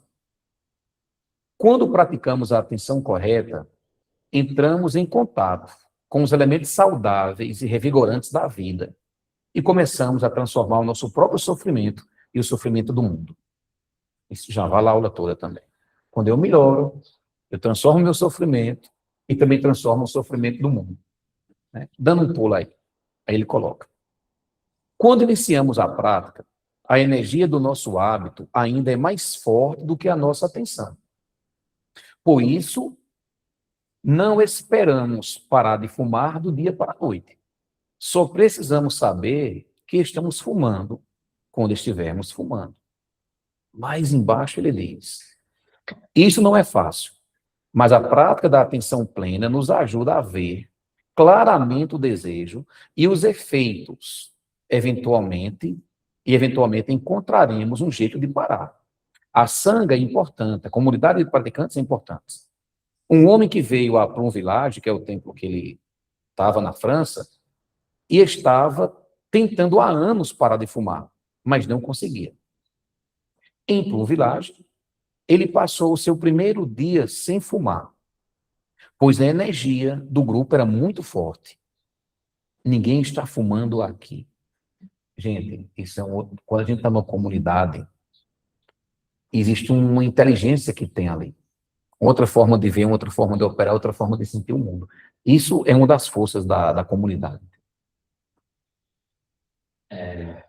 Mas, assim, Rodrigo, falando novamente, assim, da questão do embasamento, né, assim, que existe nessas recomendações espirituais, porque tem programas de antitabagistas que, como se chama, para socializar do vício, né, que são baseados na atenção plena, né. Eu tenho um livro incrível, assim, chamado Nação da Dopamina, que é uma psiquiatra. Ela tem um acrônimo que descreve o passo a passo para lidar com um vício. E ela trabalha somente com viciados, não psiquiatra, pessoas que têm uma dependência. E um dos passos desse acrônimo, tem vários outros, mas um deles é justamente o mindfulness, né? Que a aula é dopamina. Aí o M é mindfulness, que é a atenção plena. Então, a atenção plena funciona como ele coloca aqui. E você toma consciência daquilo que você está fazendo, e nesse processo você meio que se desencanta, né? Naquilo ali consegue se desapegar daquele vício. Isso mesmo. O AA. Então, você teve lá. Sim. Isso mesmo. É a sanga. É muito parecido. Isso aí tem a ver com esse elemento também que é muito importante. É o grupo, né? Mas ela foca na coisa da atenção mesmo, né? Você ter atenção no que você está fazendo. Você acha que você tem, um hábito que você tem há anos, mas você não está realmente prestando atenção nos detalhes granulares, assim, do que está se passando. E aí, quando você consegue fazer isso, você consegue se distanciar um pouco mais. É interessante, porque, assim, é uma coisa que ele fala aí no livro, lá pela página 90. Sim, ele vai dar alguns exemplos de práticas para você poder voltar a ter atenção no seu corpo. Então, estou me sentando, aí, então, eu tenho consciência que estou me sentando. Estou me levantando, eu tenho consciência que estou me levantando. Eu estou me deitando, tenho consciência que estou me deitando. Estou deitado, tenho consciência que estou deitado. Estou ouvindo, tenho essa consciência. Né? Então, isso é uma forma de você começar a voltar para aqui, para agora, uma prática simples, mas ao mesmo tempo é muito poderosa. E quando o Bob fala, por exemplo, do desencantamento, isso é uma coisa que é interessante. Para a gente ocidental, século XXI, como se desencantar, né? E eu acho que o professor Hermógenes, professor de yoga, ele dizia, eu acho que ele falava que minha religião é o desencantamento, alguma coisa assim, desilusionismo, alguma coisa de se desiludir, né? Se desiludir, né? Não é um encantar, é um desencantar. Quando a gente fala que é preciso se desencantar, as pessoas, não, que coisa chata, não. É o oposto. É o oposto. Porque, na perspectiva dos hindus como um todo, a gente está dormindo. Sim. A gente está dormindo.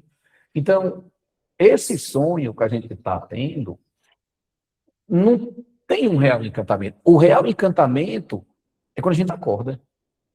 Então, é preciso se desencantar por essa dormência que a gente está. Desiludir. É preciso se desencantar por isso, entendeu? Sair disso.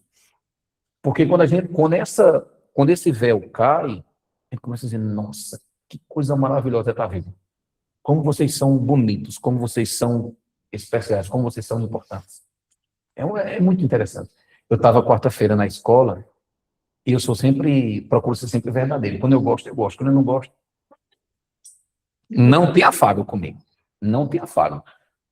Eu até digo, eu vou fingir educação agora com vocês. Aí um pessoal disse, professor, tem como o senhor escrever uma coisinha aqui pra gente? Aí eu digo, é para vocês mesmo? Aí, sim. Eu fiquei pensando, o que eu vou escrever? Eu tinha pouco tempo, minha letra é feia. Aí eu coloquei, amo vocês de verdade. Porque eu realmente amo os meninos lá de verdade. Eles estão indo embora agora, né? Terceira série. Terceiro série.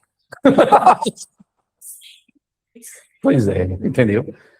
Aí assim, outra turma tinha me pedido e... Eu já participaria, não é? Pois é, a gente tem que ser verdadeiro. Como eu disse, É, eu sou verdadeira. Né? Isso é muito importante. Isso é muito importante que a gente tenha essa compreensão. Alguém chegou e disse, professor, uma semana antes, você pode escrever uma coisa aqui para a gente? Eu disse, rapaz, eu não me sinto à vontade de escrever nada para vocês, que eu não vou mentir. Eu poderia colocar no máximo boa sorte. Né? No máximo. Não coloquei também. Aí tá entrando a falar correta. E aí tinha alguém que disse, nossa, como você foi duro. Eu disse, não, fui verdadeiro. Mas você tem que estar Né? o que você sente, senão, de que lado? Porque o que está acontecendo hoje impacta. O que está acontecendo hoje é tipo assim, eu sei tudo o que é para fazer. Eu lhe dou uma aula do que é para fazer, mas eu não faço nada daquilo. Por isso que eu faço questão, sempre que a gente está aqui, principalmente nos avendos iniciantes, que é a coisa mais livre, de dizer que o quanto que eu erro, entendeu? O quanto que eu erro. Você erra demais. A semana passada, amanhã fazer uma semana que eu tive um relato de uma pessoa, um praticante que precisou se mudar agora. E ele disse, monge, eu estou aqui nessa cidade faz uns 2 anos.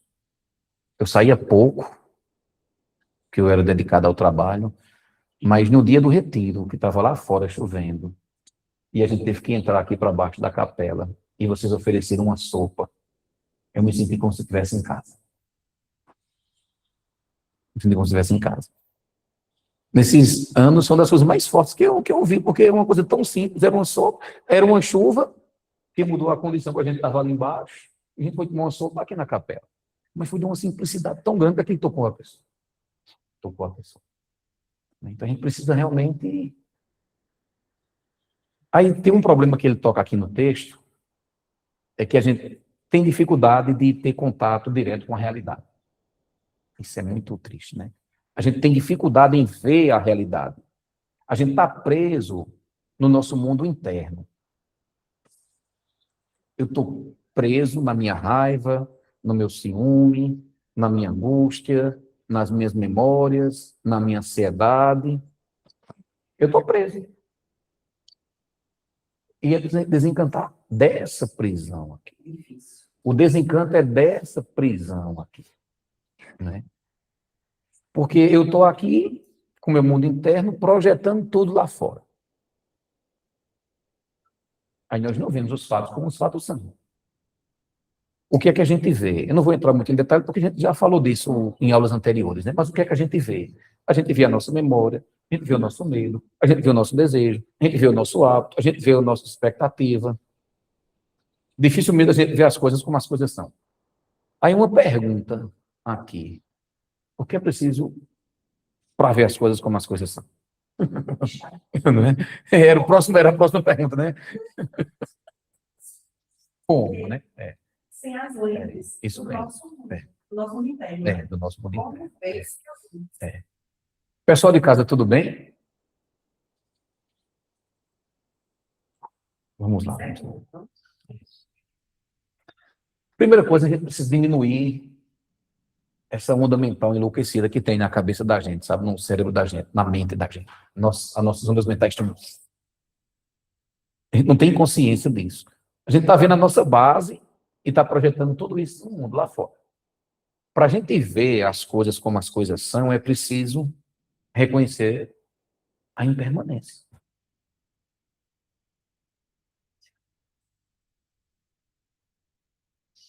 Impermanência. Olha, você me prometeu, você disse sim na frente de todo mundo que ia ficar comigo a vida toda a eternidade. Não é? Toda a eternidade. Sabendo que é eternidade. Você disse que não iria fazer tal coisa. Impermanência. A gente não tiver essa compreensão que as coisas são impermanentes, a gente não está vendo a realidade, a gente não está vivendo a realidade. Então, o que é viver as coisas como as coisas são? Não se deixar levar pelas projeções. Saber que as coisas são impermanentes, que as coisas também vão mudando o sentido, e é preciso que a gente também vai se alterando um pouco, né? Eu estava conversando outro dia sobre casamento com uma pessoa e a gente estava falando justamente isso. Eu disse, meu amor, vocês precisam entender que as coisas vão mudando, a gente precisa mudar junto. Porque senão fica um lá e outro não se encontra, não tem um ponto de encontro, né? Então é preciso ver essa impermanência. E é preciso também aceitar a interdependência das coisas. As coisas são interdependentes.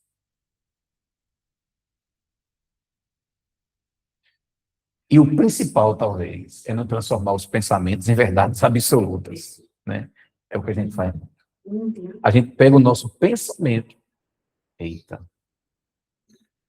Ufa, obrigado por ter avisado alguém que disse que a internet caiu e voltou. Estamos no ar, né?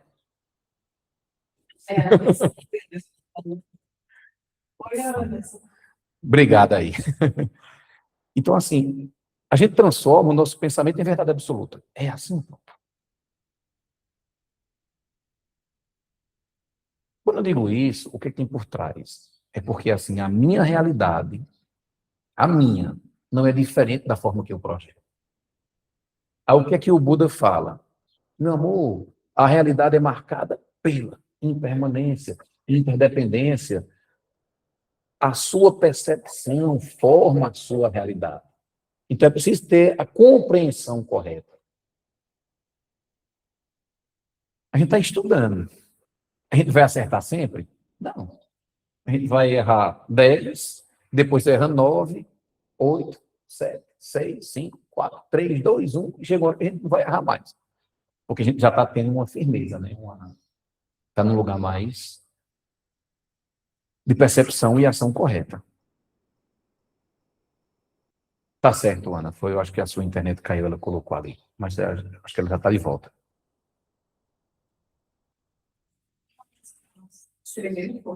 Não sei. Tem como tu fechar essa... por favor, Carlos. Esse nome do livro. Uhum. Ação dopamina. Ação dopamina. Ele fala assim. Alguém escreveu. Uhum.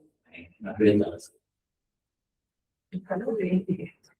E tem outra coisa para a gente encerrar, que é a felicidade ilusória e a felicidade verdadeira. Eu já tinha lido esse livro, mas não tinha percebido a profundidade que é esse ensinamento. Porque quando a gente fala felicidade, a gente geralmente não divide. Felicidade é só isso aqui. A Thich Nhat Hanh, ele vai para o caminho do meio. Thich Nhat Hanh diz, existe a felicidade ilusória, que não é aquela felicidade real, e existe a felicidade verdadeira. Aí ele coloca felicidade ilusória. O que é a felicidade ilusória? É aquela que garante, que traz uma satisfação temporária. Nossa, essa xícara de café com leite, deliciosa. É uma satisfação temporária. Nossa, esse bolo com recheio de não sei o que, delicioso. É uma satisfação temporária. Isso é lá pela página de número 91. Ele fala, o Buda ensinou a Ananda.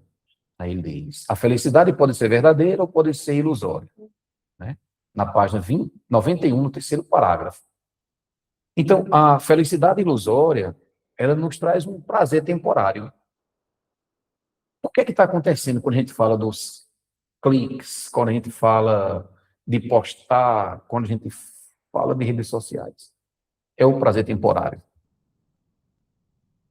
quando a gente fala em usar alguma coisa, é a satisfação temporária, é o prazer temporário. O que é que acontece com essa felicidade ilusória? Ela abafa o nosso sofrimento. Isso é muito doloroso. Ela abafa o nosso sofrimento. A felicidade ilusória faz com que a gente esqueça momentaneamente o nosso sofrimento. Então, por isso que eu me vicio em alguma coisa, né? Eu não estou querendo ver isso aqui, então me vicio em alguma coisa. Eu me lembro que uma vez eu estava no Encontro para a Nova Consciência, que é um evento religioso que tinha aqui em Campina, e um cara falou, ele disse assim, o prazer é o nosso fingimento de felicidade. O prazer é o nosso fingimento de felicidade. Né?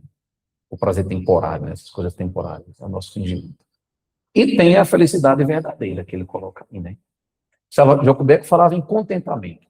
Nhat Hanh está colocando aqui de felicidade verdadeira. O que é a felicidade verdadeira? É aquela que beneficia a nós e aos outros. Ou seja, eu tomei essa atitude, isso beneficia não só a mim, beneficia aos outros também. Ana coloca aqui que não está mais conseguindo voltar. É a internet dela que está com problema. Então, a felicidade verdadeira é essa, né? A gente toma atitudes, a gente tem uma forma de viver que beneficia aos outros também. A gente nutre o outro de energia positiva. E aí a gente cria e compartilha os méritos. A gente cria e compartilha os méritos. E para encerrar, tem outra parte aí do texto que Nhat Hanh diz assim. Exatamente, eu não lembro exatamente qual é a página que ele diz. Mas ele tem uma parte que ele fala assim, deixar para lá nos dá liberdade. E liberdade é a única condição para a felicidade. Se em nosso coração nós ainda estivermos nos agarrando a qualquer coisa, seja raiva, ansiedade ou posses, nós não podemos ser felizes. Não podemos ser livres. Isso me lembra uma situação que eu passei faz um tempo ainda. Teve um desentendimento de minha filha com a prima dela. E aí eu não gostei da situação. Eu digo, Ananda, vem aqui, minha filha, vamos embora. Eu estava aqui na casa da minha sogra, bem perto, a gente só fez atravessar essa rua aqui. Vamos para casa. Aí, pai, né? Eu digo, olha, Ananda, cheguei em casa e conversei com ela. Isso. Aí ela olhou para mim. É só isso? É. Mas não dá, pai, para ficar intrigado a vida toda.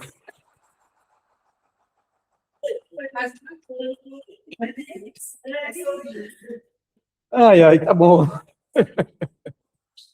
É interessante. Olha a maturidade aqui. Eu tenho um primo de 5 anos, que é uma lição dessa no pai. O pai também, ele fez desenho, e o desenho tinha violência. Tinha esses desenhos de luta. Ele pegou e desligou, aí ele fez, não, era você assistir isso, não sei o que, ele olhou para o pai, você não gosta de violência? Você não assiste violência. Eu gosto de violência, eu assisto violência. E aí, e agora? 5 anos, mas assim, de vez em quando eles vêm, né? É, isso mesmo. É interessante. Né? É interessante. E até hoje eu não Isso mesmo. A Nanda diz muito isso a gente e a avó principalmente, ela diz muito isso. É interessante, né? A gente se educa, sabe? A gente está num processo que a gente se educa, pessoal. A gente se educa, né? E o grande problema, muitas vezes, é a gente se achar mais velho, se achar o dono da sabedoria. É a verdade absoluta. Não, né? Por isso que é importante dar voz, vez, para as pessoas poderem se expressar, porque as pessoas também têm uma sabedoria inata, né? Quando a gente deixa as pessoas se expressarem, essa sabedoria vai surgindo e complementa a nossa também, né? Hoje, na hora do café da manhã, né? Eu perguntei, Ananda, você é feliz? Porque a Ananda, ela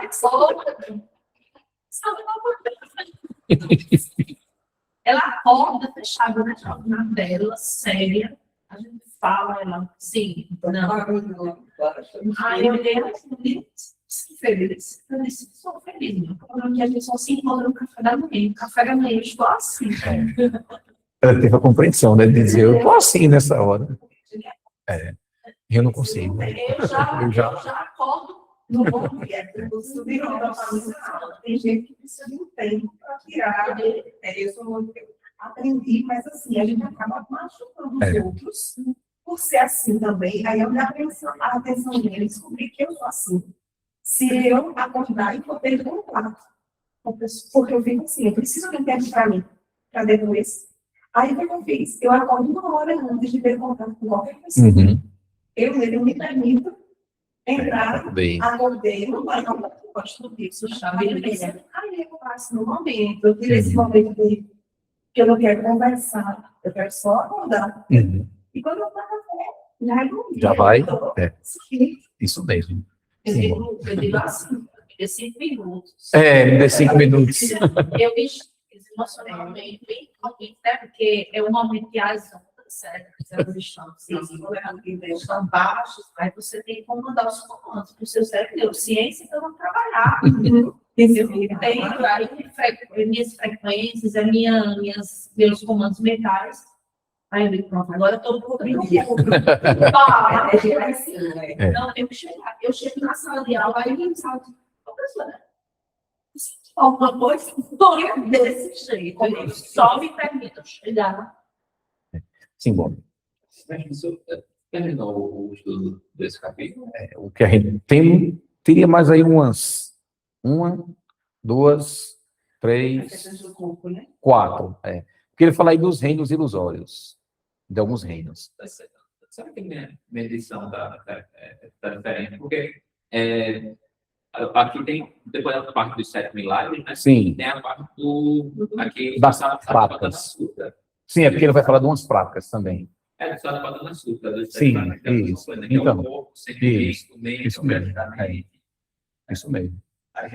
É porque aí seria uma coisa de praticar, E entendeu? eu acho que ele está tornando os outros capítulos também. Eu não sei. Porque nessa parte aí ele vai dando práticas, né? Por exemplo, estou me levantando, você tem que ter consciência. Estou me sentando, tenho consciência. Consciência do que estou sentindo, consciência do que estou pensando. Aí se eu falar isso aí, tudinho, isso aí, na própria leitura a gente consegue ir tendo essa percepção, né? Tipo, porque a atenção é algo prático, né? Tem ideia assim, muito forte. Eu acho que a atenção plena é o cerne de tudo que ele está falando no livro, né? Você dê uma olhadinha, se você tiver alguma questão, você traz, a gente comenta na semana que vem. Certo? O pessoal está em casa, tudo bem? Vamos encerrar agora, certo? Perdoe se foi muito longo, se foi... Perdoe ser do jeito que foi. Certo? Então, para quem está em casa aí, um abraço. Tchau, tchau. Tchau, tchau.